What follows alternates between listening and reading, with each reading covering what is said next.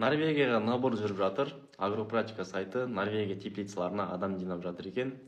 Агропрактика сайтын қалай толтырамыз, қай жерден вакансия ұстаймыз, сол туралы сіздерге толық нөлден бастап түсіндіріп жіберейін. Осы видеоға лайк басып, комментарий жазып, сақтап алыңыздар. Google-да осылай ашасыздар, телефонмен, ноутбукпен агропрактика деп жазасыздар. Осындай парақша ашылады. Бірінші тұрған агропрактика дегенді осылай басасыздар. Сіздерде аккаунт болмаса, регистрация жасайсыздар. Имя, фамилия, дата рождения, пол, ұлтыңызды, телефон, электронный почта, пароль жазасыз. И парольді қайталайсыз. Бұл электронный почтаның пароль емес, өзіңіздің осы агропрактика сайтына кіретін жаңадан ойлап тапқан пароль жазасыз. Сосын астына 24 қосу 3 деп жазбайсыздар, бұның мәнін жазасыздар, яғни 27 деп жазасыздар.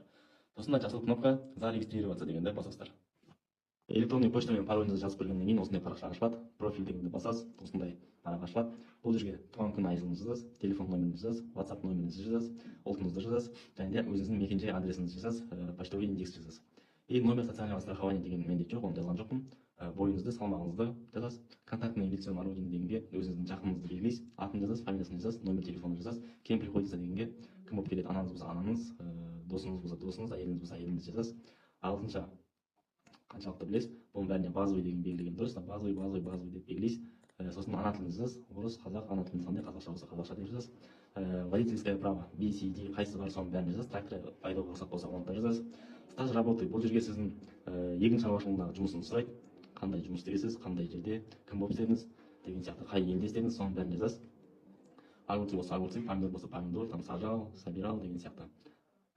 Фамилия, имя терапевта дегенге өзіңіздің мекенжайдағы терапевтің нөмірін жазасыз, аты жөнін жазасыз. Соңғы 2 жылдағы жасалған операция болса оны да жазасыз. Соңғы 2 жылда аурумен қанша күн ауырып қалдыңыз, оны да жазасыз. Енді аз жазған дұрыс, бұл жерге 1 күн, 2 күн может. И столбняк вакцинация қашан алдыңыз? Негізі әр 10 жыл сайын алып тұрады бұл вакцинацияны. Соны примерно жазасыз. Сосын ковидке қарсы вакцинация қандай салдыңыз, оны Каспийден немесе Егофтан көрсеңіз болады, сол жақтан қалай тұр, солай жазасыз, миллиграмм бәрін қосып жазасыз. Сосын кіммен барғыңыз келеді? Әйеліңіз болса әйеліңізбен, күйеуіңіз болса күйеуіңізбен, досыңызбен болса досыңызбен, оны да жазасыз. Аты жөнін жазасыз, ағылшынша. И мына жерге пароліңізді жазасыз, бағанағы осы сайтқа келген. И сохранить дегенді басасыз. Сосын ол сақталады. Сосын мына жақта мои заявки деген жер бар. Бұл жерде активные заявки, бұл жерде сіздің ұстаған вакансияңыз тұрады. Ал мына жерде неактивные вакансия заявки. Бұл жерде уже активный болмай қалған заявкалар тұрады. Сосын былай оң жаққа қарай жоғары бетті қарасаңыздар, вакансия деген кнопканы басасыздар. Бұл жақта вакансиялар шығады. Литваға көбісі, упаковщик, оператор, мебельный цехқа деген сияқты жұмыстар, бетонный завод, міне. Бірақ бұның бәрі міне көріп тұрғандарыңыздай жабық. Уақытша тоқтап тұр. Сосын ең астына түсіңіздер, міне сезонная работа в Норвегии для граждан Молдовы деп тұр. Осы ашық тұр, бірақ бұл Молдова азаматтарына ғана арналған. Және де жоғарыда тағы да біреуі тұр Норвегияға. Бұл кез келген елге бола береді. Бірақ бұл жабық. Ашық вакансияны қалай істейміз? Ашық вакансия міне осылай ашық тұрады. Бірақ бұл Қазақстан азаматтарына емес, мұны да көрсетіп жіберейін. Подробнее басасыздар. Мына жақта осы жұмыс туралы көптеген мәліметтер бар. Міне аптасына 5-6 күн жұмыс, 8 сағаттан примерно, и обучениесі бар. Айлығы 2000 евро айына.